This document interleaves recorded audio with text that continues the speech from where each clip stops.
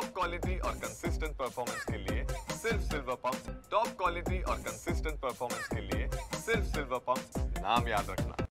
सध्या एप्रिलचाच महिना सुरू असला आणि उन्हाळ्याचा अजून एक अख्खा महिना जायचा शिल्लक असला तरी महाराष्ट्रामध्ये दुष्काळाची परिस्थिती किती भीषण आहे हे आपल्याला नाशिकच्या पेठ तालुक्यात आल्यानंतर बघायला मिळतं।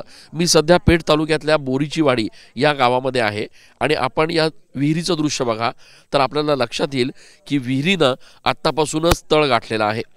साधारणतः 500-550 लोकांची लोकवस्ती असलेलं हे बोरीच्यापाडा हे गाव आहे।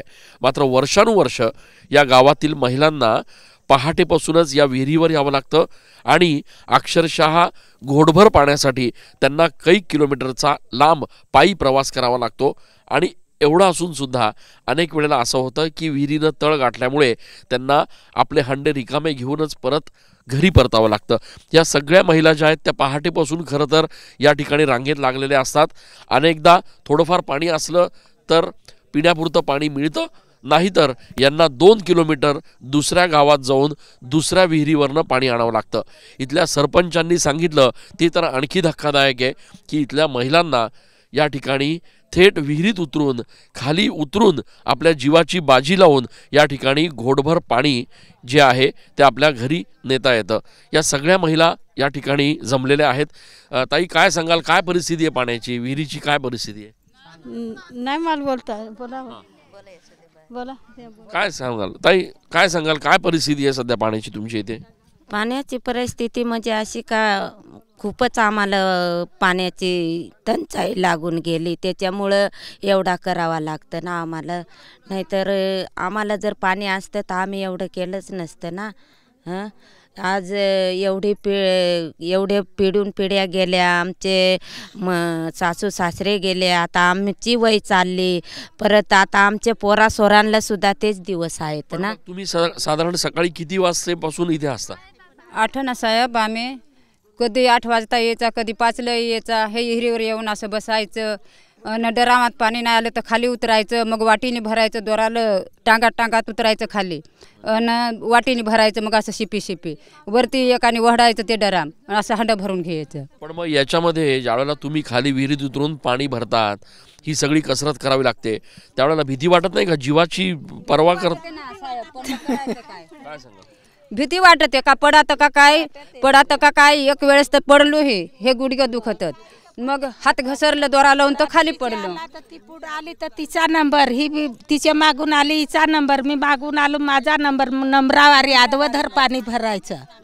मग सर पहा ना, ती बाई तर एक विहिरीत पडली, ती तर ना कशी तरी काढली इथून ती बाई। हा, मग ते तुमच्या सारखं भाऊ आले, मग ते आम्हाला असा जमा केला, मग ते आम्हाला ड्राम दिले, मोठलं हिल ड्राम, मग ते घेऊन आम्ही ते विहिरीला पाण्याला कोण पडलं होतं या ठिकाणी? पाणी भरताना कोण पडलं होतं?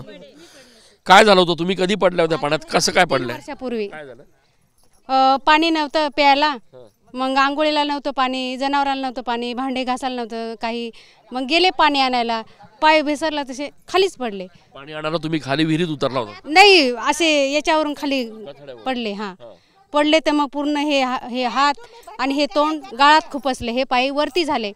मी कसा तरी माझा निघायचा प्रयत्न केला, पण मग देवाच्या कृपेने मी वाचले आणि पोहायला लागले। तरी मी पाणी पिलं, 2 घोट पाणी पिलं, मग पोहायला लागले।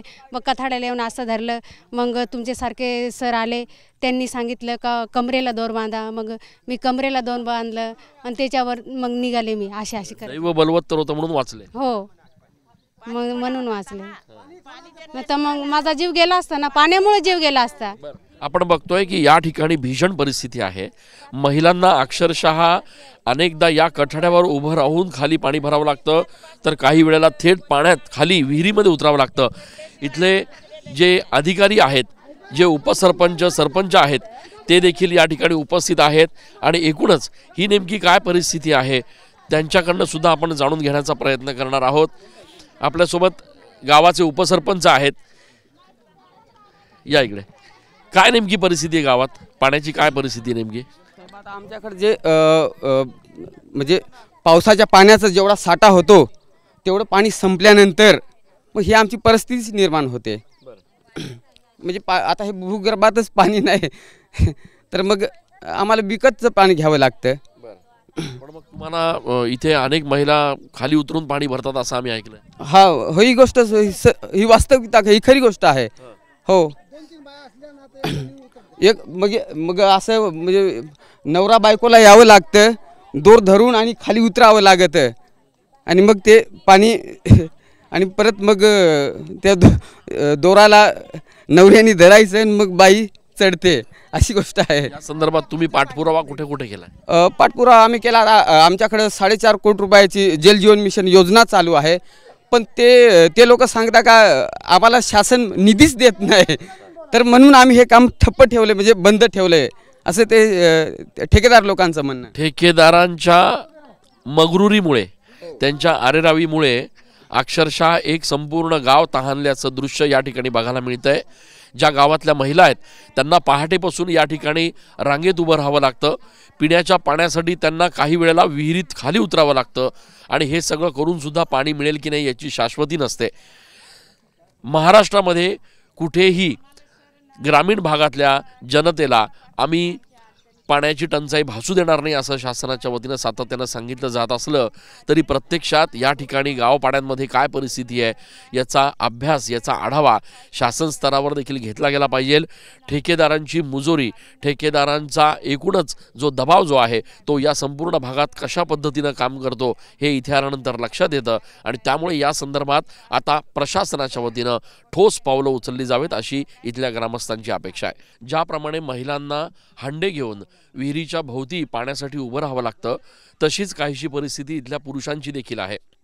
या गावामध्ये साधारण 500-550ची लोकसंख्या असली तरी विहीर मात्र एकच आहे आणि तिने देखील एप्रिल महिन्याच्या सुरुवातीलाच आता तळ गाठल्याचं बघायला मिळत आहे.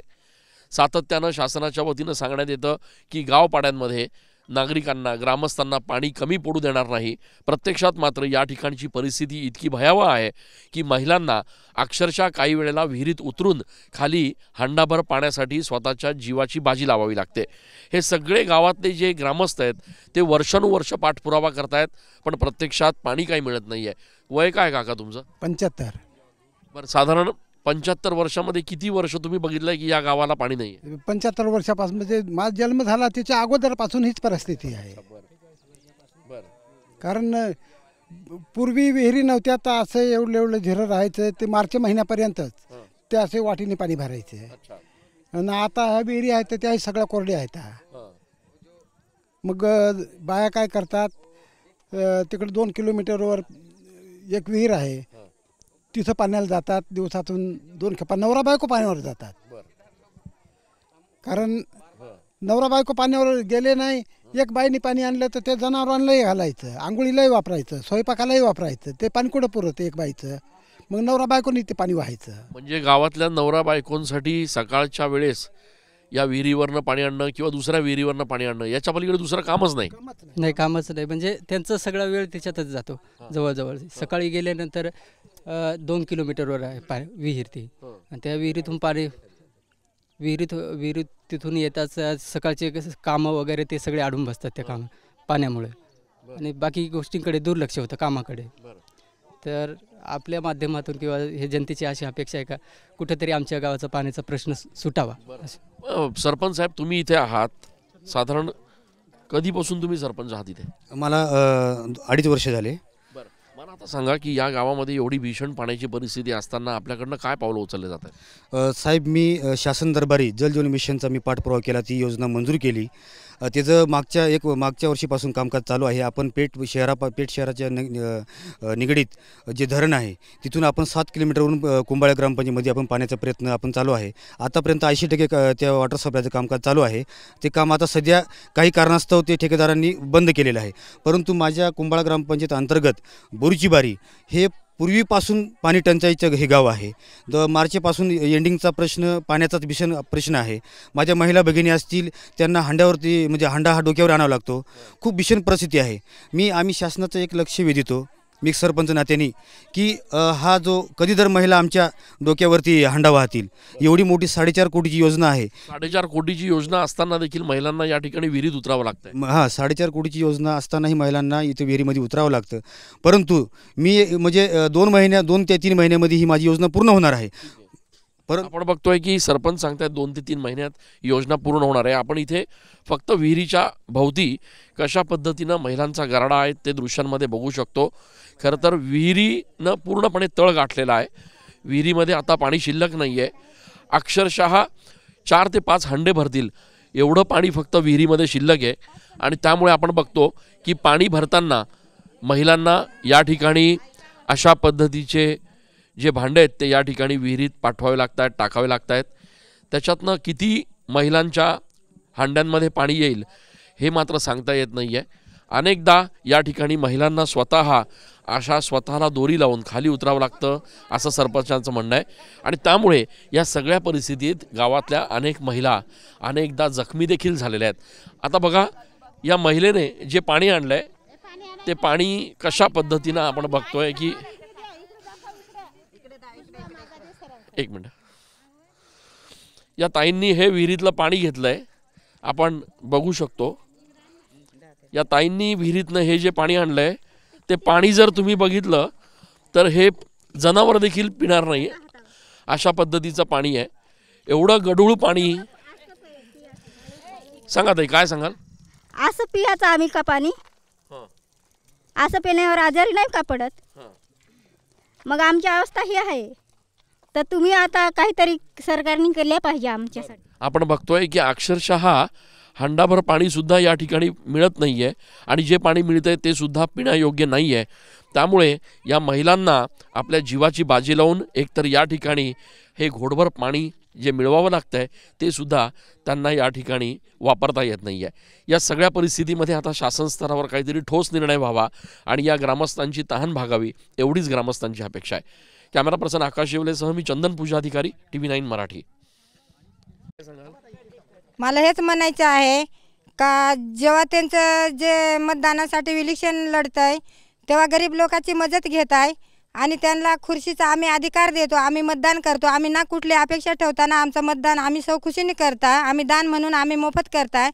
तर मग आमचं हे हेतू होतं का ते ही तरी जाण ठेवावी सरकारने आमच्यासाठी मंत्री संत्र्यांनी का हे जे तुम्हाला खुर्शीची अधिकार भेटत होता हा कोणापासून भेटतो? तुमच्या स्वतःपासून भेटतो का?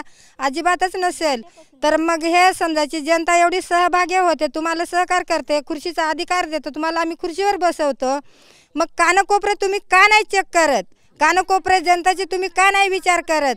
आज कानकोपऱ्याला समजायची लोक भाग्य संख्या राहते तर तुम्ही सिटींलाच फोकस देता. सिटीतलं समजायची माणसं राहते आणि खेडेपाड्यावर समजायची आदिवासीची काही परवाच नसेल का?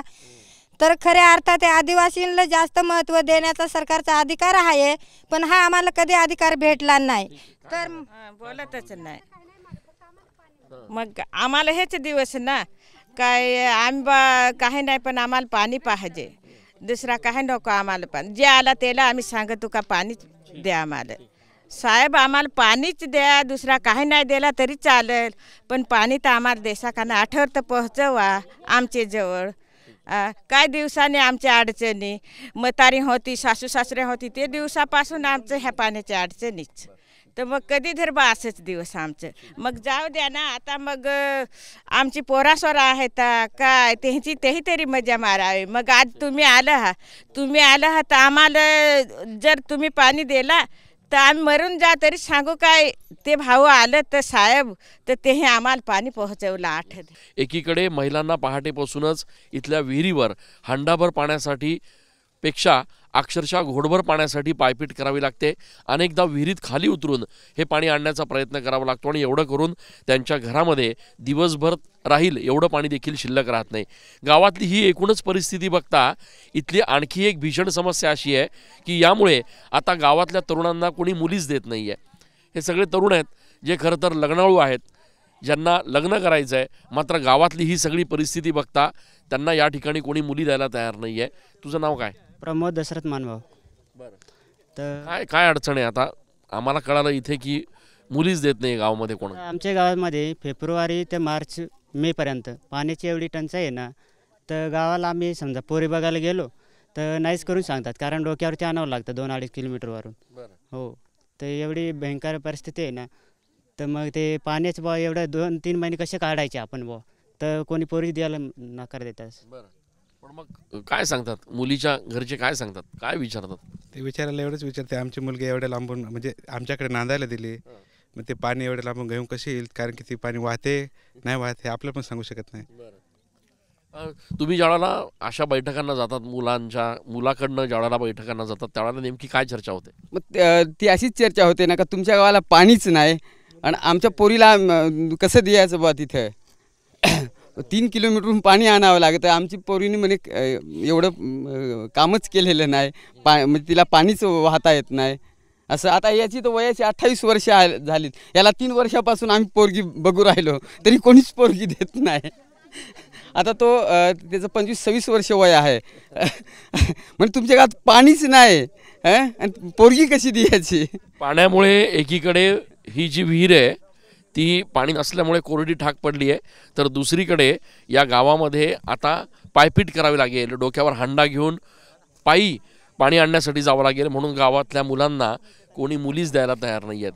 ही भीषण परिस्थिती आहे महाराष्ट्रातल्या नाशिक जिल्ह्यातल्या पेठ तालुक्यामधल्या बोरीचीवारी या गावामध्ये. अशासह इतर अनेक गावांमध्ये अनेक पाड्यांवर हीच परिस्थिती असल्याने नेमकं शासन स्तरावर ज्या योजना राबवल्या जातात, ज्या योजना सांगितल्या जातात, त्यांचा पाठपुरावा का घेतला जात नाही असा एक भाबडा सवाल इथले ग्रामस्थ उपस्थित करत आहेत. कॅमेरा पर्सन आकाश येवलेसह मी चंदन पूजाधिकारी, TV9 मराठी.